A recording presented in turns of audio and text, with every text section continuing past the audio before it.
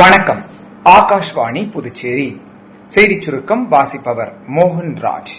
அதிவிரைவு ரயில், சரக்கு போக்குவரத்து மற்றும் பயணிகள் சேவை ஆகியவற்றிற்காக சுவிட்சர்லாந்து, ஜெர்மனி, ரஷ்யா மற்றும் ஸ்பெயின் நாடுகளுடன் புரிந்துணர்வு ஒப்பந்தங்கள் கையெழுத்திடப்பட்டுள்ளதாக ரயில்வே அமைச்சர் திரு அஸ்வினி வைஷ்ணவ் நேற்று மக்களவையில் தெரிவித்துள்ளார்.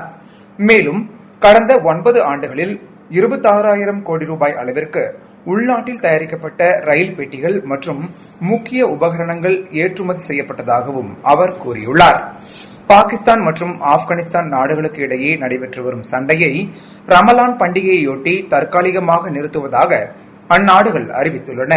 சவுதி அரேபியா, துருக்கி மற்றும் கத்தார் ஆகிய நாடுகளின் வேண்டுகோளின் பேரில் இம்முடிவு எடுக்கப்பட்டுள்ளது. புதுச்சேரி சட்டமன்ற தேர்தலையொட்டி காரைக்கால் மாவட்ட தேர்தல் துறை மற்றும் ஸ்வீப் அமைப்பு இணைந்து நேற்று காரைக்காலில் முதல் முறை வாக்காளர்களுக்கான சிறப்பு விழிப்புணர்வு நிகழ்ச்சியை நடத்தியது.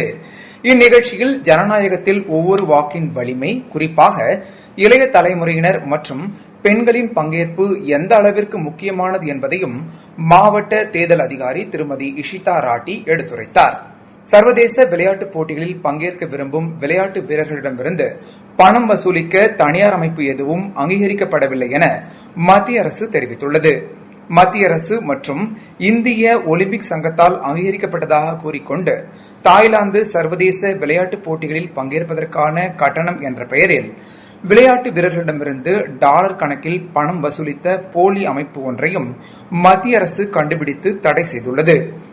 சந்தேகத்திற்கு இடமான இத்தகைய அமைப்புகள், படங்கள் மற்றும் வீடியோக்கள் குறித்து பொதுமக்கள் 8799711259 என்ற வாட்ஸ்அப் எண்ணிற்கு தகவல் கொடுக்கலாம் என்றும் பத்திரிகை தகவல் அலுவலகத்தின் உண்மை அறியும் பிரிவு கேட்டுக் கொண்டுள்ளது.